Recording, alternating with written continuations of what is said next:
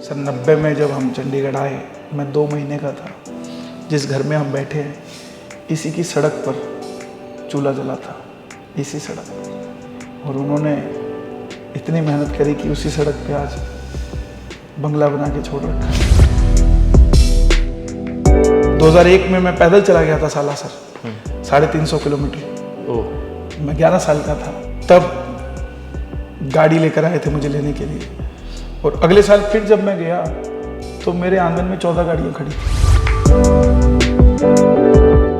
भगवान ने मुझे वैसा चुना था ना, तब मुझे यहाँ पहुँचाया। सही बात। आज मैं बदल जाऊंगा तो भगवान फिर जाएगा।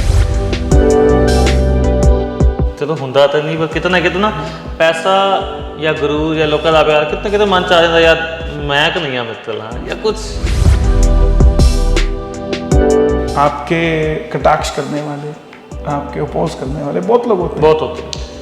तब आता है कि यार मैं कन्हैया मित्तल हूँ, हमने इनको कुछ नहीं किया। पता नहीं कौन सा सेंसर भगवान लगा के देता है माँ को। मैं मंच से उतर के गाड़ी में बैठता हूँ और रात को फोन आना ही आना है माँ का, कहाँ पहुँच गया। घर वाली नहीं करती। आज भी मेरा कोई भी कार्यक्रम मैं कहीं पे भी करता हूँ तो वो हर कीर्तन को देख के रो पड़ती है कि मेरा बच्चा, कितने लोग इसको देख रहे हैं, कौन नजर मार रहा होगा, कौन कैसी नजर से देख रहा है, कोई कैसी बात कर रहा है। एक छोटा सा वाक्य है, हमारे रिश्तेदारी में कोई 10 रुपए मुझे दे गया 97 में। उस समय हालात ठीक नहीं थे फाइनेंशियली, ठीक है, गुजारा हो रहा था जी। तो मैं गेम खेलने चला गया। बच्चों को वीडियो गेम का शौक होता था, तो मैं भी चला गया। माँ मुझे वहीं से पीटते हुए घर पे लेके आई।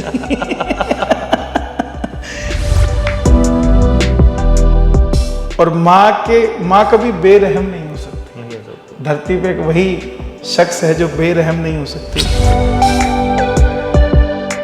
देखिए, माँ तो उस दिन से ही खुश होना शुरू हो जाती है जब हम 1.5 साल के होते हैं और माँ बोल देते हैं। वो तब से लेके आखिरी सांस तक उस शब्द पे ही जिंदा रहती है। सही कि ये मुझे माँ बोलता रहे और मैं सुनती रहूं। कन्हैया मित्तल आज की डेट में सभी जगह, मतलब आईडी प्रूफ में भी कन्हैया मित्तल आकर वो कृष्ण मित्तल ही चल रहा है। अभी कृष्ण मित्तल ही चल रहा है। उसी के चलते मेरे 2 बार वीजे कैंसिल हो गए, एक इटली का, एक अमेरिका का। पिछले 3 सालों से जाना था मैंने। तो एम्बेसी बोली कि ये तो 2 लोग हैं। कृष्ण मित्तल अलग है, कागजों में कृष्ण मित्तल है, और वहां से कन्हैया मित्तल का आया। उनके प्रधान को बुलाया और वो पैसे मेरी माँ ने वापस कर दिए कि भाई बच्चा भावना से गा रहा है, इसको भी ये मत समझाओ कि इससे पैसा भी मिल सकता है। इसको बड़ा होने तो, जब बड़ा होगा समझेगा तब इसको इस लायक हम बनाएंगे। आज आप 300 दे रहे हो, कल 500 मिलेगा, कल 1000 मिलेगा, तो ये तो हमारे हाथों से निकल जाएगा। लगभग 19 साल मैंने फ्री ऑफ कॉस्ट गाया, जहाँ भी गया, जैसे भी गया। तो 2016 में मैंने अपनी माँ से कहा कि माँ, अब जो है इसी काम को करना पड़ेगा, क्योंकि कोई और काम ये समाज ना तो करने दे रहा है, ना किया जा रहा है। हाँ, ये ज़रूर है कि वो 300 जो थे उनमें ज़्यादा ताकत थी आज के 10 लाख से। ਮਾਪਿਓ ਨੂੰ ਵੀ ਯਾਦ ਰਹੀ ਹੋਵੇ, ਤੁਹਾਨੂੰ ਵੀ ਯਾਦ ਹੋਵੇ ਕਿ ਛੋਟੇ ਹੁੰਦੇ ਇਹ ਚੀਜ਼ ਬਹੁਤ ਕੀਤੀ ਹੈ, ਨਟਖਟ ਸੀ ਜਾਂ ਤੁਸੀਂ ਸ਼ਰਾਰਤੀ ਵੱਲ ਸੀਗੇ ਕਿ ਸਿੰਸੀਅਰਿਟੀ ਵੱਲ ਸੀਗੇ? ना बचपन जिया ना जवानी जी, मैंने भजन के अंदर ये जीवन को व्यतीत किया है। तो भगवान जो हैं इंसान के रूप में आएंगे और वो अंदर नहीं आएंगे। कई लोग कहते हैं इसमें आ गए। हमारे सनातन में ये बड़ी परेशानी का काम है। सिद्धि आ सकती है, भगवान नहीं आ सकता।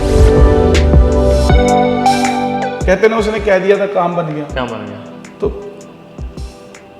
सिद्धि हो सकती है, सिद्धा नहीं हो सकती। हनुमान जी बाल अवस्था में सूरज को मुंह में डाल लिया था। कितना डिग्री सूरज है, और हम तो 50 डिग्री नहीं सह कर सकते। नहीं सह सकते। तो अगर वो हनुमान जी अंदर आएंगे तो कितना डिग्री हमारे अंदर चला गया, हम बचेंगे क्या? आज हम कोई भी इक्वेशन देते हैं, कोई भी बात बोलते हैं, तो बड़ा सूझवान तरीके से समझ के हमें बोलना पड़ता है। उसका कारण यही है कि हमारे एक शब्द से पता नहीं कितने लोगों का भरोसा जुड़ जाता है और हमारे ही से कितने लोगों का भरोसा टूट जाता है। सही बात है। हर पल इमोशनल है उनके साथ मेरा। मेरे ख्याल ਨਾਲ ਅੱਜ ਤੁਸੀਂ ਜਿਸ ਮੁਕਾਮ ਤੇ ਹੈਗੇ ਹੋ, ਤੁਹਾਡੀ ਇੱਕ ਮਾਂ ਨਹੀਂ ਲੱਖਾਂ ਮਾਵਾਂ ਹੋਣਗੀਆਂ ਜਿਹੜੀ ਦਿਲੋਂ ਪ੍ਰੇਮ ਤੇ ਪਿਆਰ ਕਰਦੀਆਂ। कन्हैया की तो वैसे ही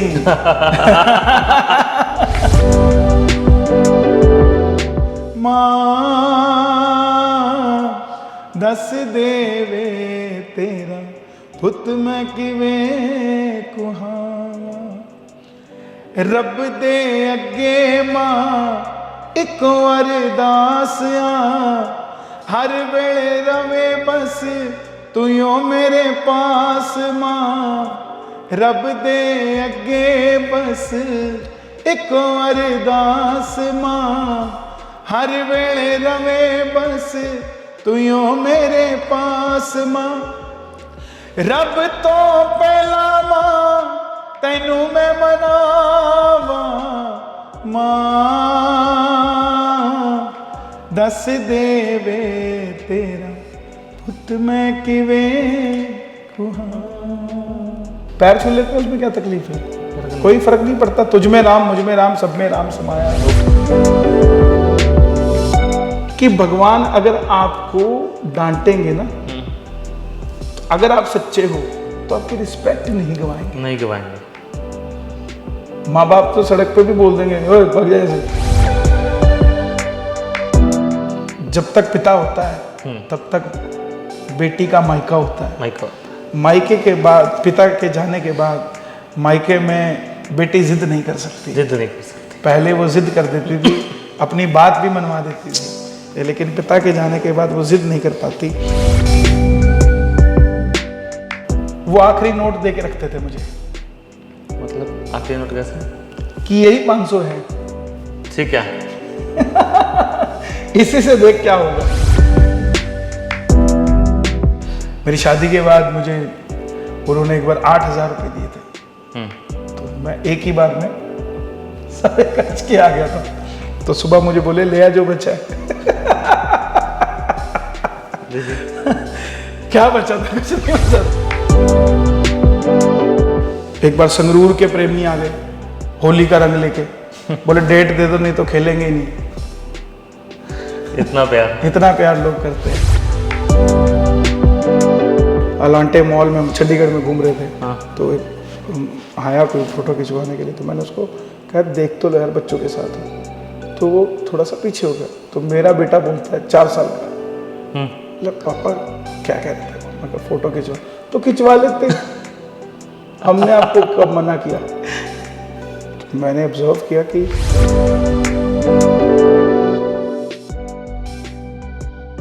ਸਤਿ ਸ਼੍ਰੀ ਅਕਾਲ, ਤੁਸੀਂ ਦੇਖ ਰਹੇ ਹੋ ਬ੍ਰੇਕਿੰਗ ਨਿਊਜ਼ ਪੰਜਾਬ ਤੇ ਮੈਂ ਸਿਮਰਨਜੀਤ ਸਿੰਘ ਤੁਹਾਡਾ ਸਵਾਗਤ ਕਰਦਾ ਹਾਂ।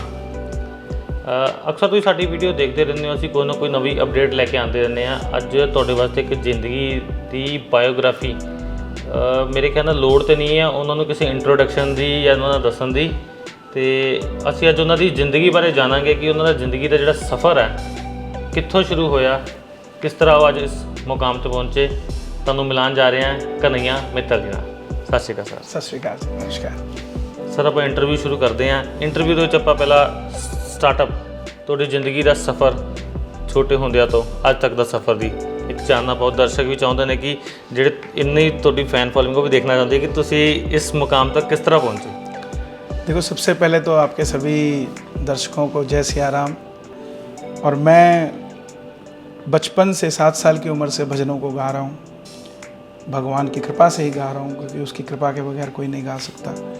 और जो छोटी छोटी मंडलियाँ हमारी गलियों में, हमारे घरों के बाहर जो आती हैं ना, इनमें ये बहुत शक्तिशाली मंडलियाँ हैं, बहुत ताकत है इनमें, और उसी का परिणाम मैं बैठा हूँ। मेरे घर के भी सामने ऐसा ही एक छोटा सा कार्यक्रम था, और मैं एक बार गाने के लिए गया, तो वो जो मंडली थी वो मेरी माँ से कहने लगे कि बच्चा ये भजन अच्छा गाता है, इसको हमेशा हम साथ रखना चाहते हैं। तो करते करते उनके साथ चलने लगे, तो 1 भजन 2 भजन 3 भजन मिलने लगे गाने को। 97 में कीर्तन का कारवां शुरू किया था और 2001 से मैं स्टेज परफॉर्म कर रहा हूँ। लगभग पहली स्टेज मैंने 11 साल की उम्र में लगभग की थी और उसमें मुझे याद है लगभग 5 से 7 हज़ार लोग थे जब मैंने पहली बार गाया मंच पे। और करते करते अच्छे लोग मिलते रहे, अच्छा सपोर्ट मिलता रहा, भगवान की कृपा रही, तो आज हम यहाँ तक पहुँचे। एक चीज़ दसो, जो बच्चा कहते शुरुआत करता जिंदगी का सफ़र करता, मापिਆਂ ਨੂੰ यकीन नहीं होता बच्चे ते कि मेरा बच्चा अगर इस लाइन चला तो कुछ कर सकता है, तो मापियों ने साथ दिता उदों? देखिए, बिना फैमिली के सपोर्ट के कुछ भी नहीं हो सकता। और मैं तो व्यापारिक परिवार से, सारे बिजनेसमैन फैमिली है और कोई परिवार में गाना बजाना किसी को आता नहीं। तो गॉड गिफ्टेड था, घर वालों को भी समझ आ रहा था कि ये जो कर रहा है ठीक है, अच्छा काम है, छोटा है, चलने दो, बड़ा होगा समझ आ जाएगी, काम देख लेंगे। तो ये नहीं पता था ना कि पैशन का प्रोफेशन बन जाएगा। तो ये उन्हें भी नहीं पता था और मुझे भी नहीं पता था, और उनके सपोर्ट के बगैर कुछ नहीं हुआ और उन्हीं के आशीर्वाद से आज मैं यहाँ हूँ। एक चीज़ है, मापिਆਂ ਨੂੰ बड़ी खुशी मिलती है ਜਦੋਂ ਤੁਸੀਂ ਉਹ ਪਹਿਲੀ ਇੱਕ ਕਮਾਈ ਕਹਿ ਲਓ ਜਾਂ ਪਿਆਰ ਕਹਿ ਲਓ, ਉਹ ਪਹਿਲੀ ਕਮਾਈ ਕੀ ਸੀਗੀ, ਕਿੰਨੇ ਰੁਪਏ ਸੀਗੇ ਤੇ ਪਹਿਲੀ ਕਮਾਈ ਦਾ ਕੀ ਕੀਤਾ? पहली कमाई 7 साल की उम्र में जब गाना शुरू किया था, तो मुझे याद है घर के हालात अच्छे नहीं थे फाइनेंशियली, प्यार बहुत था, फाइनेंशियली बहुत कमज़ोर थे। तो मैंने अपनी माँ से कहा कि बैग लाना है, स्कूल में क्लास चेंज हो रही है, नई क्लास आ रही है, तो नया बैग लेके आएंगे। तो मम्मी बोले कि अभी रहने दे, अगले साल देख लेंगे। तो उसी रात को मैं कीर्तन में गया, तो रात को किसी ने मुझे 300 रुपये दे दिए, गाते गाते मेरी जेब में डाल दिए। तो मैं रात को ही 1 बजे घर आके बोला, मैं कहा माँ बैग का सिस्टम बन गया है, पैसे आ गए हैं, आप कल ही लेके आवांगे। तो मम्मी कहती सो जा, सुबह बात करेंगे। तो जो मुझे लेके जाते थे उनके प्रधान को बुलाया और वो पैसे मेरी माँ ने वापस कर दिए कि भाई बच्चा भावना से गा रहा है, इसको भी ये मत समझाओ कि इससे पैसा भी मिल सकता है, इसको बड़ा होने दो, जब बड़ा होगा समझेगा तब इसको इस लायक हम बनाएंगे। आज आप 300 दे रहे हो, कल 500 मिलेगा, कल 1000 मिलेगा, तो ये तो हमारे हाथों से निकल जाएगा, ये अपना कमाने लग जाएगा छोटी सी उम्र में। तो हम कहाँ से इसकी परवरिश? सबसे बड़ी चीज़ पैसा नहीं होता है, सबसे बड़ी चीज़ होती है परवरिश, संस्कार, और वो समय के हिसाब से ही मिलता है। जब बच्चा बड़ा होता है वो संस्कार अलग हैं, उसकी शादी हो जाती है, शादी के बाद के संस्कार क्या हैं वो अलग सीखता है। जब बच्चे हो जाते हैं फिर उसको किस संस्कार से रहना है वो अलग संस्कार है, उसके फिर आगे बच्चों की जब शादी हो जाए, घर में बहू आ गई, तो वो संस्कार क्या। तो जीवन के हर पड़ाव पे अलग अलग संस्कार काम करते हैं। तो मेरी माँ ने वो पैसे वापस कर दिए। फिर 2016 में मैंने प्रोफेशनली इस काम को अडॉप्ट किया। 2016 तक मैंने प्रोफेशनली नहीं किया, पैशनेटली कर रहा था मैं। लगभग 19 साल मैंने फ्री ऑफ कॉस्ट गाया, जहाँ भी गया, जैसे भी गया। तो 2016 में मैंने अपनी माँ से कहा कि माँ अब जो है इसी काम को करना पड़ेगा, क्योंकि कोई और काम ये समाज ना तो करने दे रहा है ना किया जा रहा है।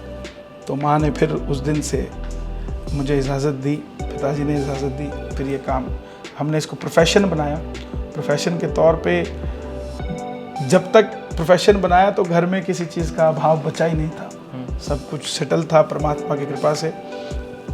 और पहली कमाई मुझे सच बताऊं तो मुझे याद ही नहीं है कि मैंने दी, कि कब दी, कैसे दी, लेकिन हाँ वो खुश बहुत होते हैं कि मैं आज यहाँ पर पहुँचा हूँ, उनकी खुशी का इजहार बहुत है। लेकिन जब बच्चा कमाकर कुछ भी चाहे 2 रुपये भी देता है तो माँ से ज़्यादा खुशी बाप को होती है, ये सत्य है। माँ को इतनी खुशी नहीं होती उसके धन से, माँ तो बस मुस्कुराहट देखती है, धन से पिता खुश हो जाता है कि मेरा बच्चा कमाने लग गया। तो उनके चेहरे पे अलग एक खुशी थी जो कि जिसका कोई मोल नहीं है। एक सवाल ये है मेरा,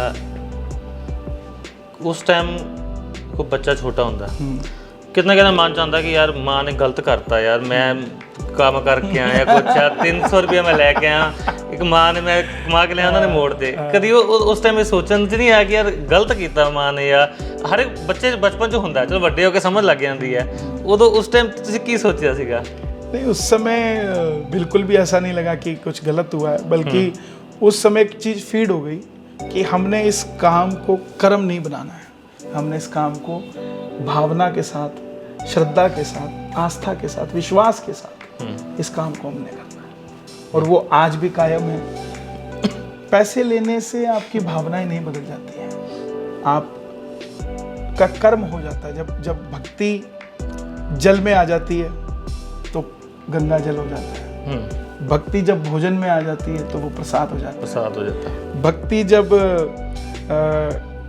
गुनगुनाने में, गाने में आ जाती है तो भजन हो जाता है, भक्ति जब शरीर में आ जाती है तो संत हो जाता है। भक्ति ने जहाँ प्रवेश किया है उसने उस चीज को कंचन बना दिया कि जिसको कोई भी छुएगा तो वो सोने का हो जाएगा। तो उसी प्रकार भक्ति जब कर्म में आ गई तो हमें भजन गायक बना दिया। ਅੱਗੇ ਜਾਣ ਤੋਂ ਪਹਿਲਾਂ ਇੱਕ ਸਵਾਲ ਹੋਰ ਪੁੱਛੂੰਗਾ ਮੈਂ। ਇੱਕ ਨਾ ਬੜੀ ਖੁਸ਼ੀ ਹੁੰਦੀ ਹੈ ਜਦੋਂ ਕਹਿੰਦੇ ਨਾ ਕਿ ਪਹਿਲੀ ਤਨਖਾਹ ਪਹਿਲੀ ਕਮਾਈ ਦੀ ਖੁਸ਼ੀ ਹੁੰਦੀ ਹੈ, ਠੀਕ ਹੈ। ਅੱਜ ਚਲੋ ਪਰਮਾਤਮਾ ਦੀ ਬਹੁਤ ਮਿਹਰ ਹੈ, ਠੀਕ ਹੈ, ਪ੍ਰੋਗਰਾਮ ਨੇ ਸਭ ਕੁਝ ਹੈ, ਪੈਸਾ ਜ਼ਿੰਦਗੀ ਹੈ, ਸਭ ਕੁਝ ਹੈਗਾ। ਕਦੀ ਸੋਚਿਆ ਸੀ ਕਿ ਅੱਜ ਭਾਵੇਂ ਲੱਖ ਮਿਲਦਾ, 5 ਲੱਖ ਮਿਲਦਾ, 10 ਲੱਖ ਮਿਲਦਾ, ਉਹ 300 ਰੁਪਏ ਦਾ ਮੁਕਾਬਲਾ ਅੱਜ ਦੇ ਨਾਲ ਤੁਸੀਂ ਕਿਸ ਤਰ੍ਹਾਂ ਦੇਖਦੇ ਹੋ? ਕਿਉਂਕਿ ਇੱਕ ਜ਼ਿੰਦਗੀ ਦੇ ਪਲ ਨੇ, ਲੋਕ ਵੀ ਸੋਚਣਗੇ ਕਿ ਉਹ ਪਲ ਤੇ ਅੱਜ ਪਲ ਕਹਿੰਦੇ ਨੇ ਜਿਹੜੀ ਪਹਿਲੀ ਕਮਾਈ ਹੁੰਦੀ ਚਾਹੇ ਉਹ ਰੱਖੀ ਨਹੀਂ ਰੱਖੀ, ਪਰ ਜਦੋਂ ਹੱਥ 'ਚ ਆਉਂਦੀ ਹੈ ਨਾ ਉਹਦੇ ਜਿਹੜੇ ਅਰਮਾਨ ਹੁੰਦੇ ਨੇ, ਕਹਿੰਦੇ ਛੋਟੇ ਹੁੰਦੇ ਜਦੋਂ ਮਾਪੇ 1 ਰੁਪਇਆ ਦਿੰਦੇ ਸੀ ਨਾ, ਉਹ 1 ਰੁਪਏ ਦਾ ਜਿਹੜਾ ਚਾਹ ਸੀਗਾ ਅੱਜ ਲੱਖਾਂ 'ਚ ਨਹੀਂ ਹੁੰਦਾ। नहीं, देखिए क्या है ना कि संगीत की लाइन में आप जितने भी कलाकारों को लेंगे वो गरीबी से उठ के आज यहाँ पहुँचे। हाँ जी। मगर मुझे परमात्मा की कृपा से कभी इन चीज़ों का अभाव नहीं था कि किसी चीज़ की साधन की कमी थी। हाँ, ये ज़रूर है कि वो 300 जो थे उनमें ज़्यादा ताकत थी आज के 10 लाख से। उसका कारण ये था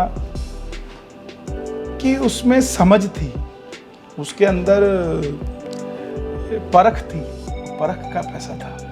आज मेहनत का पैसा है, मेहनत, सही बात, ठीक है। वो परख का पैसा था, वो आशीर्वाद था, आशीर्वाद। आज मेहनत है, आज मेहनत है, आज उस आशीर्वाद से आज मेहनत करने लगे, मेहनत करने लगे। तो पैशन टू प्रोफेशन। अब जैसे किसान से पूछा जाए कि तुझे गेहूं अच्छा लगता है या जो बीज बोया था वो अच्छा लगता है, तो उसके पास भी वही जवाब होगा कि भाई गेहूं तो मैंने तुम्हारे लिए बना दिया, हाँ, बीज तो मैंने मेरा बोया था। तो वही चीज़ है कि वो जो 300 थे वो तो मैंने बीज बोया था और जो आज मिल रहा है वो मेरी मेहनत का मिल रहा है। बात ये है, उसकी ज़्यादा जो इम्पैक्ट है, इम्पोर्टेंस, लाइफ इम्पोर्टेंस वो 300 की आज भी नहीं भूलती। आज 25 साल पुरानी बात वो याद है, हाँ। और आज 2 महीने पहले किससे क्या लेके आए वो याद नहीं होगा। तो यही सबसे बड़ी चीज़ है। ਠੀਕ ਹੈ, ਕੋਈ ਦਰਸ਼ਕਾਂ ਨਾਲ ਕੋਈ ਇੱਦਾਂ ਦਾ ਪਲ ਆਪਾਂ ਸ਼ੇਅਰ ਕਰੀਏ ਕਿ ਛੋਟੇ ਹੁੰਦੇ ਹੋਈਏ ਕੋਈ ਦਾ ਨਟਖਟ ਸ਼ਰਾਰਤ ਹੋਵੇ, ਮਾਪਿਓ ਨੂੰ ਵੀ ਯਾਦ ਰਹੀ ਹੋਵੇ, ਤੁਹਾਨੂੰ ਵੀ ਯਾਦ ਹੋਵੇ ਕਿ ਛੋਟੇ ਹੁੰਦੇ ਇਹ ਚੀਜ਼ ਬਹੁਤ ਕੀਤੀ ਹੈ, ਨਟਖਟ ਸੀ ਜਾਂ ਤੁਸੀਂ ਸ਼ਰਾਰਤੀ ਵੱਲ ਸੀਗੇ ਕਿ ਸਿੰਸੀਅਰਿਟੀ ਵੱਲ ਸੀਗੇ? मैं शुरू से ही सिंसियरिटी में था, क्योंकि बचपन से ही बड़े लोगों के बीच में रहा, बुजुर्गों के बीच में रहा। मेरे दोस्त भी, मैंने अपना बचपन भी भजन में निकाला, कीर्तनों में होता था, रात को जगना, सुबह जल्दी उठ के फिर अपने स्कूल जाना या कुछ करना। तो मुझे जहाँ तक याद है, मैंने अपना बचपन ना बचपन जिया ना जवानी जी, मैंने भजन के अंदर ये जीवन को व्यतीत किया है। और सबसे बड़ी बात, कोई ऐसा पल अगर मेरे जीवन में है तो वो भगवान से जुड़ा हुआ ही है। मुझे याद है, आज भी लोग कहते हैं कि भगवान, नास्तिक तो यही कहता है भगवान नहीं है और आस्तिक कहता है भगवान है। इसी चीज़ की लड़ाई है और कोई लड़ाई नहीं, और नहीं है कुछ भी। तो मैं 2004-5 की बात है, हम लोग सालासर जा रहे थे, मैं और मेरे कोरस वाले थे साथ में, एक मेरे मित्र थे और एक ड्राइवर था। तो चूरू के पास रात को 2 बजे गाड़ी के 2 टायर एक साथ फटे, स्टपनी एक थी, और रात के 2 बजे वो ऐसी सड़क 2004 में बिल्कुल सन्नाटा, ना आसपास कोई है ना कोई आने के चांस। तो रात को कई गाड़ियों को हाथ दिया, कोई नहीं रुकी। नहीं रुकी। तो फिर आखिर में जब जा ही बालाजी महाराज के रहे थे, साला सर रहे थे, तो हनुमान जी से क्षमा मांगी कि गलती हो गई तो क्षमा करो। 14 साल की उम्र थी मेरी। तो उसी समय जैसे ही क्षमा मांगा, पीछे से पैदल कोई आदमी आया, मुंह ढका हुआ, कंबल उसने ओढ़ा हुआ, और वो बोला क्या तकलीफ है? मैं जी हमारी गाड़ी खराब हो गई है और स्टपनी एक है, एक गाड़ी का टायर ही नहीं है जी। तो बोला यहाँ से तीसरी बस रुकेगी, उसमें बैठना, यहाँ से 5 किलोमीटर के बाद ढाबा है, वहाँ बच्चा सो रहा होगा, उसको प्यार से उठाना, उठ जाएगा, तुम्हारा टायर पंचर लगाएगा, पैसे भी नहीं लेगा, वापसी में टाटा 407 मिलेगी, उसमें टायर रखना, आना और अपने गाड़ी का टायर लगाना और चले जाना। तो ऐसे ऐसे अनुभव मेरी ज़िंदगी में हैं, तो मैं नटखट तो हो ही नहीं सकता था और खुश मिजाज रहा हूँ। तो हनुमान जी ने, श्याम बाबा ने हमेशा अपने होने का मुझे एहसास कराया है। एक और वाकया है, मैं नेपाल जा रहा था, विराटनगर। बोर्डिंग पास मिलता है फ्लाइट में बैठने के लिए, और बस में बैठकर जब आप उतरते हो तो ऊपर चढ़ने से पहले एयरलाइंस वाले वो बोर्डिंग पास आधा फाड़ देते हैं। अगर आपके पास उस समय बोर्डिंग पास नहीं है तो आप ऊपर नहीं जा सकते। मेरा वो बोर्डिंग पास रास्ते में कहीं गिर गया और मैं फ्लाइट के सामने खड़ा हूँ लेकिन अंदर नहीं जा सकता। मैंने सबको हाथ जोड़ लिए कि मेरा कार्यक्रम है, मैं नहीं गया तो मुझसे ज़्यादा करवाने वाले का इंसल्ट हो जाएगा। कोई नहीं माना। फिर मैं रनवे पे, फिर वही मुझे बात याद आई जो साला सर वाली मुझे, रनवे पर लेटकर भगवान से माफ़ी मांगी, वो तो गलती हो, क्षमा करना, लेकिन इस काम को करवाओ, इसमें दोनों की बेइज्जती हो जाएगी। आप यकीन मानना, लास्ट बस आई, उसमें एक ही आदमी, वो उतरा, ऊपर चढ़ा, 4th स्टेयर पे चढ़ के उसने कहा जी कृष्ण मित्तल कोई है या? मेरा सही नाम कृष्ण मित्तल है। बोले इनका बोर्डिंग पास गिरा हुआ था। जी। तो भगवान जो हैं इंसान के रूप में ही आएंगे और वो अंदर नहीं आएंगे। कई लोग कहते हैं इसमें आ गए, हमारे सनातन में ये बड़ी परेशानी का काम है। सिद्धि आ सकती है, भगवान नहीं आ सकते। भगवान की कोई सिद्धि आ सकती है, वो किसी में भी हो। कहते ना उसने कह दिया था काम बन गया, तो सिद्धि हो सकती है, सिद्धा नहीं हो सकता। सिद्धि हो सकती है, वो सीधा नहीं हो सकता। वो तो सामने आएगा। आपको काम करवाना है, आप उसको मानते हो तो वो किसी ना किसी को किसी रूप में आ जाएगा, किसी ना किसी के रूप में आएगा। आपको सोचने की भी जरूरत नहीं पड़ेगी। लेकिन अंदर जो कहते हैं कि मुझ में आ गए, मैं तो आपके चैनल के माध्यम से दुनिया को कहना चाहता हूँ, चाहे मेरी बाद में कोई निंदा करे या कुछ भी करे, भगवान को एक मजाक मत बनाइए कि वो अंदर आता है। भगवान की कोई सिद्धि हो सकती है, भगवान का कोई अंश भी नहीं आ सकता हमारे अंदर। हनुमान जी बाल अवस्था में सूरज को मुंह में डाल लिया था। कितना डिग्री सूरज है, और हम तो 50 डिग्री नहीं सह कर सकते।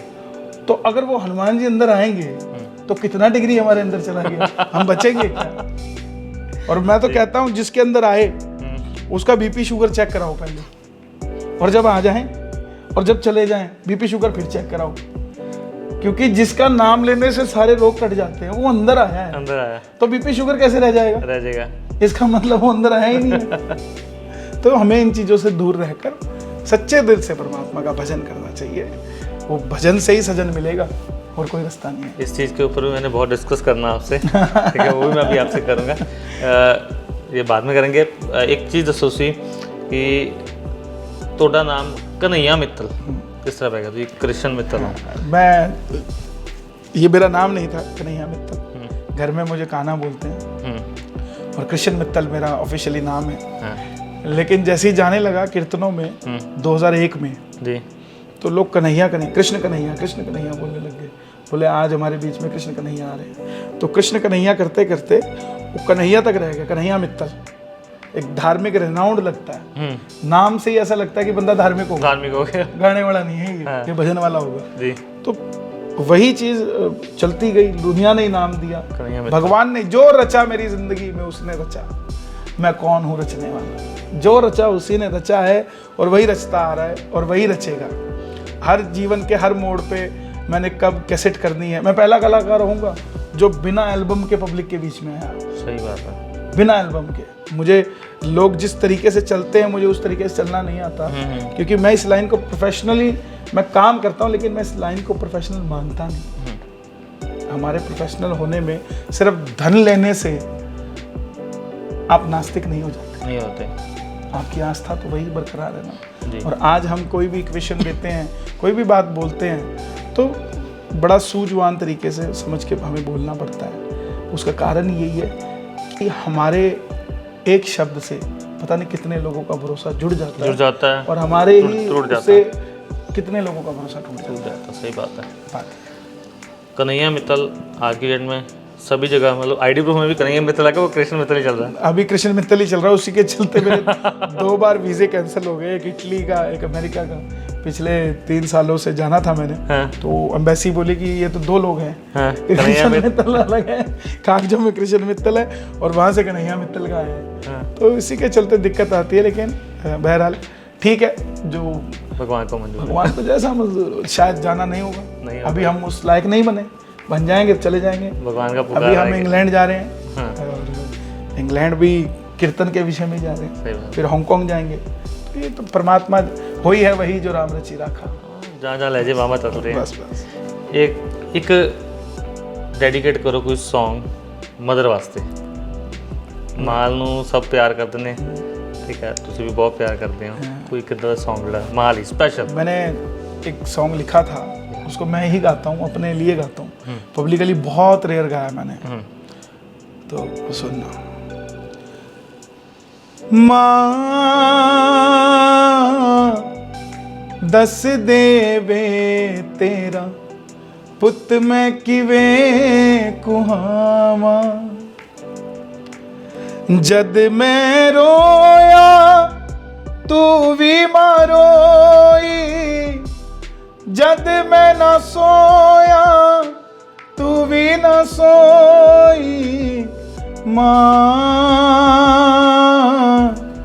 दस देवे तेरा पुत मैं किवे कुहावा, बापू दियां चिड़कां लोकां दियां रिड़कां भुल के तू गल नाले लाया।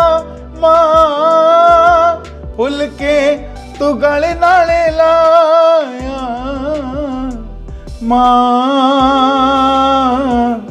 दस देवे तेरा पुत मैं किवें कुहावा।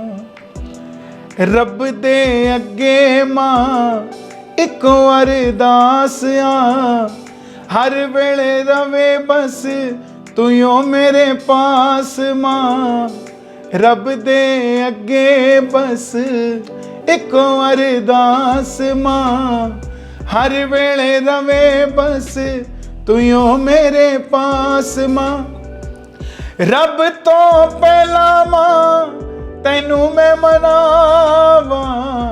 मां दस देवे तेरा पुत मैं किवें कुहावा। ये मैं बहुत रेयर गाता हूँ, गाता ही नहीं हूँ, क्योंकि अपने लिए लिखी हुई कुछ चीज़ें होती हैं जो अपने पास रखते हैं। ਤੁਸੀਂ ਜ਼ਰੂਰ ਆਪਣੇ ਲਿਖੀ ਹੈ, ਪਰ ਮੇਰੇ ਖਿਆਲ ਨਾਲ ਦਰਸ਼ਕ ਸੁਣ ਕੇ ਜ਼ਰੂਰ ਕਹਿਣਗੇ ਕਿ ਇਹਨੂੰ ਤੁਸੀਂ ਆਪਣੇ ਲਈ ਨਹੀਂ, ਸਾਡੇ ਲਈ ਲਿਖੋ, ਸਾਡੇ ਲਈ ਸੁਣਾਓ। ਬਹੁਤ ਡੈਡੀਕੇਟ, ਬਹੁਤ ਸੋਹਣਾ ਕੀਤਾ ਤੁਸੀਂ ਮਾਂ ਦੀ। Thank you. ਇੱਕ ਕੋਈ ਇਦਾਂ ਦੀ ਮੂਵਮੈਂਟ ਦੱਸੋ, ਮਾਂ ਮਤਲਬ ਬਹੁਤ ਭੋਲੀ ਹੁੰਦੀ ਮਾਂ, ਹਰ ਇੱਕ ਦੁੱਖ ਸੁੱਖ ਦੇ ਵਿੱਚ ਬੱਚੇ ਦਾ ਪੂਰਾ ਸਾਥ ਦਿੰਦੀ ਹੈ। ਕੋਈ ਇਦਾਂ ਦੀ ਮੂਵਮੈਂਟ ਹੋਵੇ ਕਿ ਮਾਂ ਨੇ ਕੋਈ ਤੁਹਾਡਾ ਸਾਥ ਦਿੱਤਾ ਹੋਵੇ, ਜਾਂ ਕੋਈ ਇਦਾਂ ਦੀ ਇਮੋਸ਼ਨਲ ਮੂਵਮੈਂਟ ਕਿ ਹੁੰਦਾ ਨਾ ਮਾਂ ਬਹੁਤ ਜਲਦੀ ਇਮੋਸ਼ਨਲ ਹੋ ਜਾਂਦੀ ਹੈ, ਤੇ ਪੁੱਤ ਦੀ ਖੁਸ਼ੀ 'ਚ ਕੋਈ ਇਦਾਂ ਦੀ ਇਮੋਸ਼ਨਲ ਗੱਲ। देखिए, माँ तो उस दिन से ही खुश होना शुरू हो जाती है जब हम 1.5 साल के होते हैं और माँ बोल देते हैं। वो तब से लेके आखिरी सांस तक उस शब्द पे जिंदा रहती है। सही कि ये मुझे माँ बोलता रहे और मैं सुनती रहूँ। और माँ कभी बेरहम नहीं हो सकती। धरती पे एक वही शख्स है जो बेरहम नहीं हो सकती। और बात करें मूवमेंट की, तो आज भी मेरा कोई भी कार्यक्रम मैं कहीं पे भी करता हूँ तो वो हर कीर्तन को देख के रो पड़ती है कि मेरा बच्चा कितने लोग इसको देख रहे हैं, कौन नज़र मार रहा होगा, कौन कैसी नज़र से देख रहा है, कोई कैसी बात कर रहा है। तो हर पल इमोशनल है। माँ के साथ तो आप समझिए, एक छोटा सा वाक्य है। हमारे रिश्तेदारी में कोई 10 रुपए मुझे दे गया 97 में। उस समय हालात ठीक नहीं थे फाइनेंशियली, ठीक है, गुजारा हो रहा था जी। तो मैं गेम खेलने चला गया। बच्चों को वीडियो गेम का शौक होता है, तो मैं भी चला गया। माँ मुझे वहीं से पीटती हुई घर पे लेके आई वहीं से पीटती लेकर आई, और मैं दोबारा कभी गेम खेलने नहीं गया। भजनों के लिए मेरी माँ ने आज तक मुझे मना नहीं किया। रात के 2 बजे भी मैं आया तो मेरी माँ ने ही दरवाज़ा खोला। मैं आज भी पता नहीं कौन सा सेंसर भगवान लगा के देता है माँ को। मैं मंच से उतर के गाड़ी में बैठता हूँ और रात को फ़ोन आना ही आना है, कहाँ पहुँच गया। घर वाली नहीं कर दी, माँ कर दी है कि कितने हो। तो ये तो माँ है, हर पल इमोशनल है उनके साथ मेरा। मेरे ख्याल नाल आज तुसीं जिस मुकाम ते हैगे हो, ਤੁਹਾਡੀ ਇੱਕ ਮਾਂ ਨਹੀਂ ਲੱਖਾਂ ਮਾਵਾਂ ਹੋਣਗੀਆਂ ਜਿਹੜੀ ਦਿਲੋਂ ਪ੍ਰੇਮ ਤੇ ਪਿਆਰ ਕਰਦੀਆਂ। कन्हैया की तो वैसे ही सही बात है। तो मुझे तो बहुत प्यार मिलता है, बहुत आशीर्वाद मिलता है, और सच में बहुत आशीर्वाद। मैं आज जो भी कुछ हूँ, मुझे इतना गाना बजाना नहीं आता, लेकिन मैं आज जिस मुकाम पर भगवान ने मुझे पहुँचाया, मुझे नहीं पता कौन सा मुकाम है, क्योंकि मैं इसको वैल्यू नहीं करता। मेरा मानना है कि जो हम थे हम वही हैं। दुनिया का नज़रिया बदल गया। खाने को तो 2 फुल्के हैं, सुबह दोपहर रात को, पीने को वही चीज़ है। एक नाम हो जाता है कि ठीक है यार, आज की डेट में कन्हैया मित्तल है या कोई भी ABC पर्सन है, बट फिर भी उस खेमे में नहीं जाता। मैं जैसा था वैसा ही हूँ और वैसा ही रहूँगा, क्योंकि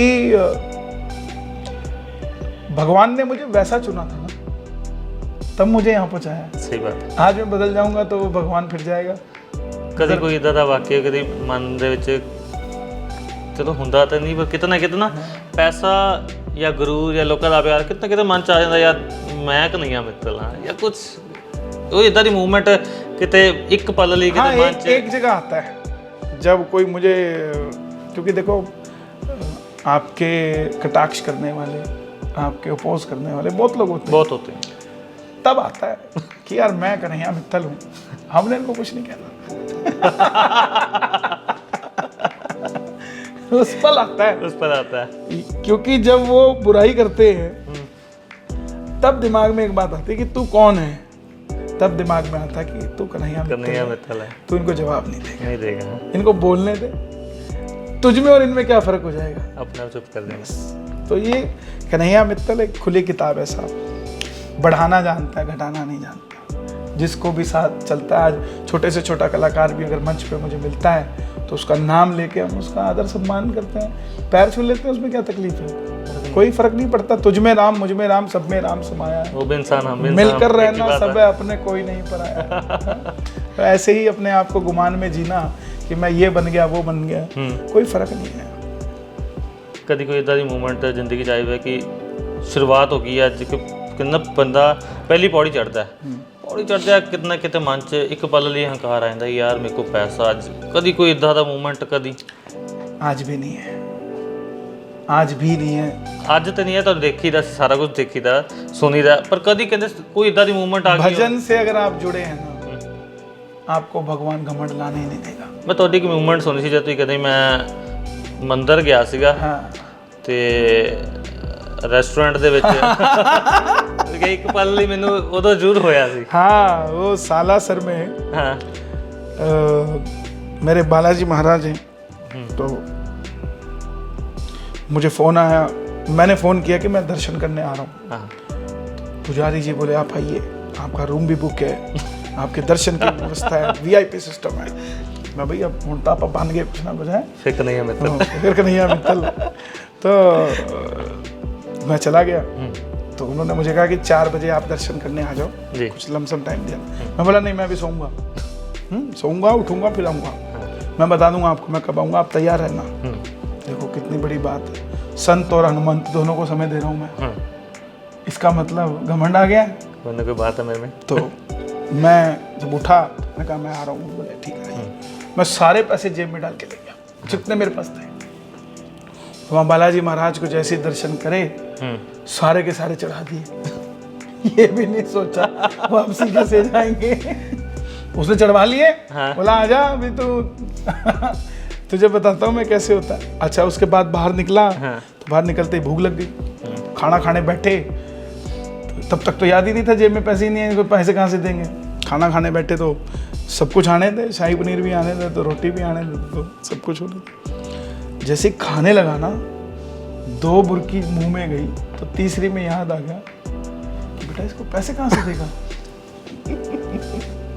अच्छा जैसे ही याद आया हालत खराब हो गई। अब उसमें फिर चावल मंगाए, क्योंकि चावल में टाइम लगता है आने में भी, और उसको घुमाते रहो तो सामने वाले को लगता है खा ही रहा है। तो इतना दिमाग चला रहा था करेंगे क्या। तो वो आया, जब जैसे चावल में रखा तो मैं बालाजी महाराज को बोला महाराज गलती होगी, मेरा तो दिमाग ही काम नहीं कर रहा, मैं करूँगा क्या। तो उसी समय 2 मतलब लेडीज़ और जेंट्स दोनों आपस में लड़ने लग गए, हस्बैंड एंड वाइफ होंगे कि इतना ही मित्तल है। तो हस्बैंड बोला ये कैसे हो सकता है, उसके साथ तो बाउंसर होने चाहिए, ये होने चाहिए, वो होने चाहिए। वो तो साधारण तरीके से आदमी बैठा खाना खा रहा है। बोले नहीं चलो चलो पूछते हैं। वो आए अंदर, तो बोले आप कन्हैया मित्तल हो। मैं कहा हाँ जी। तो बोले हम भी यहाँ बैठ जाएं। मैं जी भोजन करो आप, बैठने वाली क्या बात है, खाना खा रहा हूँ आप भी खाना खाए। बोले नहीं आपके साथ कैसे खा लेंगे। मैं कहा क्या बात करते हो, क्यों नहीं खा सकते आप, आइए बैठिए। अब जब कोई भोजन साथ में खाएगा तो हमें पैसे कौन देने देगा, कौन देना देगा, पैसे तो फिर वही देगा। वो दिमाग में आ गई, भेज दिया महाराज ने, गलती मानते ही गलती मानते ही भेज दिया। तो ये आप को अगर वो प्यार करते हैं ना, तो आपके घमंड को भी वही तोड़ेंगे, लेकिन आपकी रिस्पेक्ट के साथ। माँ बाप को अगर प्यार करने का क्या, तो डांटने का भी है, डांटने का भी हक है, लेकिन उसमें और इसमें फर्क है। मेरी बात को सुनिएगा, समझिए कि भगवान अगर आपको डांटेंगे ना, तो अगर आप सच्चे हो तो आपकी रिस्पेक्ट नहीं गवाएंगे। माँ बाप तो सड़क पे भी बोल देंगे ओए भाग जा ऐसे, तो आसपास कोई खड़ा होगा वो कहेगा चलो माँ बाप ने बोल दिया। लेकिन परमात्मा आपके साथ आपकी इज्जत के साथ खिलवाड़ नहीं करेगा, सही बात, होने नहीं देता। वो अंदर खाते ही कर देता है। अगर सुबह 10,000 चाहिए तो आपको फोन नहीं करवाने देता किसी को, आपके दरवाजे पे घंटी बजवा के अपने होने का एहसास करवाता है कि देख तेरी शान जाने से पहले तेरा भगवान आ गया। तो ये चीजें ठीक है। ते घर परिवार दे विच कौन-कौन है? घर परिवार में मेरी माँ है, बड़े भैया हैं, भाभी हैं, उनके 3 बच्चे हैं, और मैं, मेरी धर्मपत्नी, 2 बेटे हैं मेरे पास, और एक साथ ही रहते हैं हम लोग। बड़ी कृपा से मुझे दोनों पुत्र मिले हैं। वो जो मेरी भतीजियाँ हैं वो भी मेरी बेटियाँ हैं, और अपने बच्चों में और उनके मुझे एक जैसे ही है, मेरे लिए कोई फ़र्क नहीं है। ਤੁਹਾਡੇ 2 बेटे ने, बट तुसी हाल ही च एक पोस्ट शेयर की थी कि बेटियां ਦੇ ਉੱਤੇ, मैं रिसेंटली देखी है। जी, मेरी बहन भी तो है ना। हाँ आ गई बात। क्योंकि मेरे पिताजी 3 साल पहले एक्सपायर कर गए थे हार्ट अटैक से। तो जैसे मेरी बहन मेरे घर आती है, खुश रहती है, जितना हम कर सकते हैं उतना करते हैं, ऐसे लोगों के भी होगा। लेकिन जहाँ नहीं होता होगा, हमारा काम क्या है, जागरूकता। जहाँ नहीं, मतलब अगर सोचा जाए तो बहुत जगह नहीं होता, बहुत जगह नहीं होता। आज की डेट में बहुत जगह नहीं वो चीज़ होती। ये सच्चाई है। पिता का रोल तो कौन अदा करेगा साहब, कोई भी नहीं करेगा। और दूसरी बात, जब बाप जाता है तो सिर्फ उस बेटी का नहीं जाता, सही बात है, उन भाइयों का भी तो जाता है जिसके घर वो आ रही है। वो तो अपने ससुराल में बैठी है। मैं कहूँगा एक बार पहले किस्सा जो दसो, जो तुसीं लिखिया सीगा, कोई ਪਤਾ ਨਹੀਂ ਲੋਕਾਂ ਨੂੰ, ਆਪਾਂ ਗੱਲ ਜ਼ਰੂਰ ਕਰ ਰਹੇ ਹਾਂ, हाँ ਉਹਨਾਂ ਨੂੰ ਪਤਾ ਨਹੀਂ ਕੀ ਸੀਗਾ। नहीं, उसमें हम लोगों ने लिखा था कि जब तक पिता होता है तब तक बेटी का मायका होता है। My God. मायके के बाद, पिता के जाने के बाद मायके में बेटी जिद नहीं कर सकती। जिद नहीं कर सकती। पहले वो जिद कर देती थी, अपनी बात भी मनवा देती थी, लेकिन पिता के जाने के बाद वो जिद नहीं कर पाती, क्योंकि उसको कहीं ना कहीं वो शक्ति नज़र नहीं आती। बस इसीलिए, और वही चीज़ मैं कह रहा हूँ कि वही अगर वो इस चीज़ को सोच रही है तो उसका दूसरा पहलू भी सोचना पड़ेगा। पिता सिर्फ उसके नहीं गए, पिता उन भाइयों के भी चले भाइयों के भी चले गए, वो भी तो कैसे ना कैसे करके कैसे सरवाइव कर रहे होंगे, क्या कर रहे होंगे, तो दोनों पहलू ही सोचने पड़ते हैं। ਜ਼ਿੰਦਗੀ ਦੇ ਵਿੱਚ ਪਿਤਾ ਦਾ ਕੀ ਰੋਲ ਲਿਆ ਸ਼ੁਰੂ ਤੋਂ ਲੈ ਕੇ ਟਿਲ ਦਾ ਮੂਮੈਂਟ? पिता तो सर, ਚਲੋ ਅੱਜ ਨਹੀਂ ਨੇ ਸਾਡੇ ਨਾਲ, ਬਟ ਫਿਰ ਵੀ ਕੀ ਰੋਲ ਉਹਨਾਂ ਦਾ ਹੁਣ ਤੱਕ ਰਿਹਾ? वो मेहनत कश इंसान थे। सन 90 में जब हम चंडीगढ़ आए, मैं 2 महीने का था। जिस घर में हम बैठे हैं, इसी की सड़क पर चूल्हा जला था, इसी सड़क पर।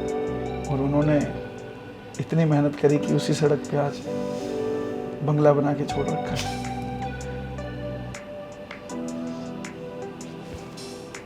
कभी डिमांड नहीं करी उन्होंने, संस्कार से पाला हमें। एक चीज़ सिखाई कि धन के लिए बैर नहीं करना किसी से भी, दे देना, बांट देना, लेकिन किसी का लेना मत। सही बात। मेहनत का लेना, मेहनत से बनना। आपको एक और बात बताता हूँ, 97 जब मैं भजन गाना शुरू किया था जी, तब तक वो भगवान को नहीं मानते थे। वो कहते थे मेहनत करो, मेहनत से बनता है। बिल्कुल नहीं मानते थे, नास्तिक में बिल्कुल थे नहीं, कि नास्तिक में, बिल्कुल नास्तिक। बिल्कुल नास्तिक में थे। देखो आप नास्तिक के घर आस्तिक पैदा हुआ। लेकिन मेरी माँ बहुत आस्था मानती, बहुत आस्था रखती थी शुरू से ही, मतलब कोई अंत नहीं था, इतनी आस्था रखती थी। तो 97 में जब मैंने भजन गाना शुरू किया ना, तो उनके भी व्यापार में अपने आप करिश्मे होने लग गए, चीज़ों को बढ़िया चलने लग गई। तो उनको भी महसूस हुआ कि ये पॉजिटिविटी यहाँ से आ रही है, क्योंकि जो सच्चा होता है उसको महसूस हो जाती हो जाती है। चीज़ें। आप कैसे हो, मैं कैसा हूँ, वो जो सच्चा इंसान होगा वो बैठा बैठा बता देगा। बहुत मेहनत करी उन्होंने। सन 2000 में हम पहली बार गाड़ी लेकर आए, 90, मारुति। हाँ मारुति। 95 में स्कूटर लेके आए थे, फिर मोटरसाइकिल लाए। 2001 में मैं पैदल चला गया था सालासर, 350 किलोमीटर। मैं 11 साल का था, तब गाड़ी लेकर आए थे मुझे लेने के लिए। और अगले साल फिर जब मैं गया तो मेरे आंगन में 14 गाड़ियाँ खड़ी थी। ये बालाजी महाराज का ही कोई प्रताप है, कोई कृपा है, क्योंकि ऐसे तो नहीं हो सकता। तो ये आपकी मेहनत के साथ जब आपका नसीब जग जाए, वही कन्हैया मित्तल है। नसीब काम करता है। एक होर गल, एक ਪਿਓ ਦੀ ਕੋਈ ਇੱਦਾਂ ਦੀ ਮੂਵਮੈਂਟ ਜਿਹੜੀ ਹਰ ਪਲ ਯਾਦ ਰਹਿੰਦੀ ਹੋਵੇ, ਕਿਤੇ ਨਾ ਕਿਤੇ ਹਰ ਮੋੜ ਤੇ ਚੁਰਾਏ ਤੇ ਯਾਦ ਆ ਜਾਂਦੀ ਹੋਵੇ? मेरे पिताजी ने पैसे की अहमियत को समझाया कि पैसा खराब नहीं करना चाहिए। वो आखिरी नोट दे के रखते थे मुझे। मतलब आखिरी नोट कैसे? कि यही 500 है, ठीक है इसी से देख क्या होगा। जी, तो वो आखिरी नोट ही है। हाँ। तो वो आज भी मैं भजनों में भी गाता हूँ तो वो चीज़ें छलकती हैं कि हमें सिखाते हैं ये बड़े। और मेरी शादी के बाद मुझे उन्होंने एक बार 8,000 रुपये दिए थे, तो मैं एक ही बार में सारे खर्च के आ गया था। तो सुबह मुझे बोले ले आ जो बचा है। क्या बचा था? कुछ नहीं बचा था। हाँ। तो फिर उन्होंने डांट लगाई कि बेटा जीवन में बचाना सीखो, हम तो दे देंगे सब कुछ तुम्हें, लेकिन तुम उसको आगे फर्दर दोगे क्या अपने बच्चों को? सही बात है। आज तुझे रात को मैंने दिया, तूने खर्च दिया, आगे सुबह क्या देगा? तो उस चीज़ को सीख। तो ये सिखाई उन्होंने। आज भी मैं ज़्यादा महंगे कपड़े नहीं पहनता जी, ज़्यादा मेरे शौक़ नहीं है। खाना खाते हैं नॉर्मल दाल रोटी, कहीं कोई घूमने का, कहीं कोई शौक़ नहीं है मुझे भजन का शौक़ है जी। मैं इतना भजन में रमा हुआ इंसान हूँ कि मैं गाता रहता हूँ। मुझे कोई बुलाएगा भी नहीं ना तो भी भजन गाता रहूँगा, क्योंकि मैं भजन के लिए, मुझे लगता है मेरा जीवन भजन ही जीवन है। लोग जिस तरह ਤੁਹਾਨੂੰ ਪਿਆਰ ਕਰਦੇ ਨੇ, ਕੋਈ ਇਦਾਂ ਦੀ ਮੂਮੈਂਟ ਹੋਈ ਹੈ ਕਿ ਲੋਕ ਘਰ ਦੇ ਬਾਹਰ ਆ ਗਏ ਹੋਣ ਤੇ ਜੀ ਮਿਲਣਾ ਹੀ ਮਿਲਣਾ ਜਾਂ ਅੱਜ ਮਿਲ ਕੇ ਜਾਣਾ ਹੈ, ਨਹੀਂ ਵੀ ਹੈ ਤੇ ਭਾਵੇਂ ਵੇਟ ਕਰਦੇ ਹੋ, ਸਵੇਰ ਦੇ ਬੈਠੇ ਸ਼ਾਮ तक वेट करते हो? बिल्कुल। अभी कल हाल ही की बात है, कल सुबह 9:30 बजे लोग आए,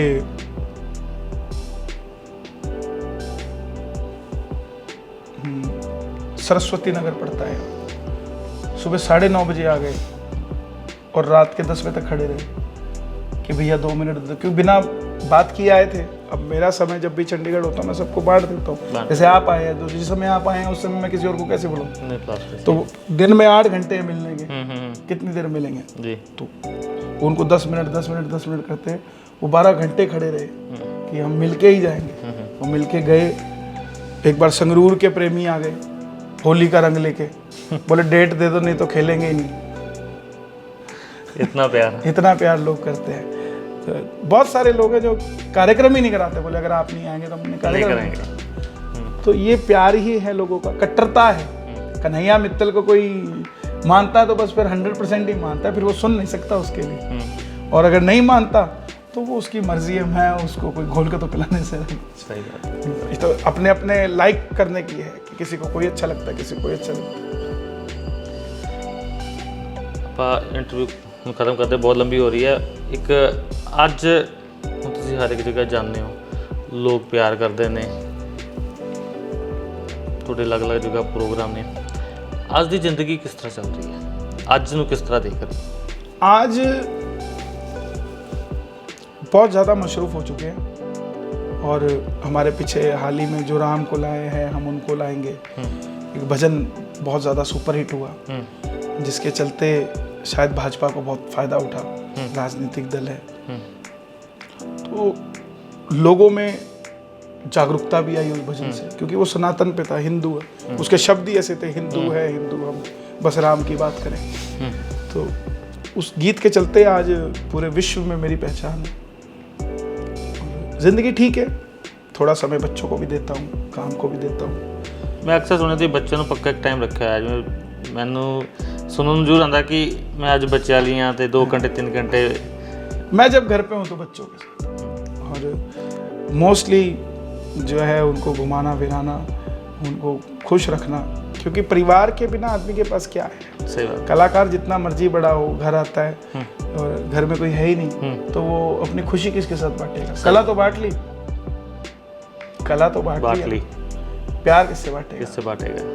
जो उसको लोग देते हैं, उससे कला ली लोगों ने और लोगों ने बदले में प्यार दिया, वो प्यार किससे बांटेगा? तो इसलिए परिवार आपका होना ज़रूरी है और उस परिवार में सच्ची श्रद्धा होनी ज़रूरी है, एक दूसरे के प्रति भरोसा होना ज़रूरी है। जब तक भरोसा नहीं होगा, विश्वास नहीं होगा, प्यार भी नहीं होगा। सही बात है। तो वो भरोसा हमें चाहिए कि हम बनाएं। ਤੁਸੀਂ ਬੱਚਿਆਂ ਨੂੰ ਘੁਮਾ ਜਾਂਦੇ ਹੋ, ਲੋਕਲ ਕਿਤੇ ਜਾਂਦੇ, ਕਿਤੇ ਲੋਕ फैन फॉलोइंग कितनी कितने गड्डी रोक के मिलना या बच्चों के साथ होते हैं, फोटोज़ के लिए बोलते हैं, कोई नहीं, फोटोज़ वगैरह चलती रहती है, किसी का दिल नहीं दुखाना चाहिए, प्यार है। और बच्चे भी तो देखते हैं ना। अगर मैं किसी को मना करूँगा, एक बार अलांटे मॉल में चंडीगढ़ में घूम रहे थे, तो एक आया कोई फ़ोटो खिंचवाने के लिए, तो मैंने उसको कहा देख तो लो यार बच्चों के साथ हो, तो वो थोड़ा सा पीछे हो गया। तो मेरा बेटा बोलता है 4 साल का, जब पापा क्या कहते हैं, मतलब फ़ोटो खिंचवा, तो खिंचवा लेते, हमने आपको कब मना किया? तो मैंने ऑब्जर्व किया कि मुझे इन चीज़ों पर भी ध्यान देना पड़ेगा। तो मैंने उसको आवाज़ लगाई, मैंने कहा भाई साहब इधर आइए, मैंने फ़ोटो खिंचवाना आपके साथ। तो ये करते हैं, बहुत जगह लोग मिलते हैं, हर जगह मिलते हैं, हर जगह, मतलब ऐसा कोई कॉर्नर नहीं है, मैं जहाँ चला जाता हूँ वहाँ लोग जानकार मिलते हैं। लेकिन हम गाना नहीं गाते ना, तो प्यार बांटते हैं, लोगों की नज़र हमारे लिए अलग है। हम कोई गैंगस्टर के गाने नहीं गाते, हम कोई भड़काने के गाने नहीं गाते, तो लोगों का जो नज़रिया है वो शालीनता का है, प्यार से आते हैं, भगदड़ से नहीं, भगवान के नाम को सोच लेते हैं जब वो हमें देखते। सही है। तो इस चीज़ का बड़ा प्रभाव पड़ता है। ये सन जी कन्हैया मित्तल जी, ਜਿਨ੍ਹਾਂ ਦੀ ਜ਼ਿੰਦਗੀ ਦੇ ਬਾਰੇ ਤੁਹਾਨੂੰ ਅਸੀਂ ਦੱਸਿਆ। ਜ਼ਰੂਰੀ ਨਹੀਂ ਹੈ ਕਿ ਬੰਦਾ ਫੇਮਸ ਹੋਵੇ, ਪੈਸੇ ਵਾਲਾ ਹੋਵੇ ਤੇ ਹੰਕਾਰੀ ਹੋ ਸਕਦਾ ਹੈ, ਜਾਂ ਬਹੁਤ ਚੀਜ਼ਾਂ ਸੋਚਣ ਨੂੰ ਆਉਂਦੀਆਂ ਨੇ। ਤੇ ਬਟ ਕਹਿਣ ਦਾ ਭਾਵ ਇਹ ਹੈ ਕਿ ਜ਼ਿੰਦਗੀ 'ਚ ਹਰੇਕ ਬੰਦਾ ਅਮੀਰ ਹੋਵੇ ਜਾਂ ਗਰੀਬ, ਉਹਨੂੰ ਅਮੀਰ ਦੇ ਨਜ਼ਰੀਏ ਨਾਲ ਨਹੀਂ ਦੇਖਿਆ ਜਾਂਦਾ, ਗਰੀਬ ਨੂੰ ਗਰੀਬ ਦੇ ਨਜ਼ਰੀਏ ਨਾਲ ਨਹੀਂ ਦੇਖਿਆ ਜਾਂਦਾ। ਹਰੇਕ ਬੰਦੇ ਦੀ ਜ਼ਿੰਦਗੀ ਦਾ ਰਹਿਣ ਸਹਿਣ ਅਲੱਗ ਤੌਰ 'ਤੇ ਹੈ। ਸੋ ਨਜ਼ਰੀਆ ਜ਼ਰੂਰ ਚਾਹੀਦਾ ਕਿ ਇੱਕ ਪਿਆਰ ਦੇ ਨਜ਼ਰੀਏ ਨਾਲ ਦੇਖਿਆ ਜਾਵੇ। ਅਮੀਰ ਗਰੀਬ ਬੰਦਾ ਜਿੰਨਾ ਅਮੀਰ ਹੁੰਦਾ, ਮੇਰੇ ਖਿਆਲ ਨਾਲ ਉਨਾ ਅਮੀਰ ਬੰਦਾ ਨਹੀਂ ਅਮੀਰ ਹੋ ਸਕਦਾ। ਸਿਰਫ ਇੱਕ ਦਾ ਆਪਣਾ ਦੇਖਣ ਦਾ ਇੱਕ ਨਜ਼ਰੀਆ ਅਤੇ ਸੋਚਣ ਦੀ ਇੱਕ ਸੋਚ ਹੈ ਸਾਡੀ। ਧੰਨਵਾਦ। ਦੇਖਦੇ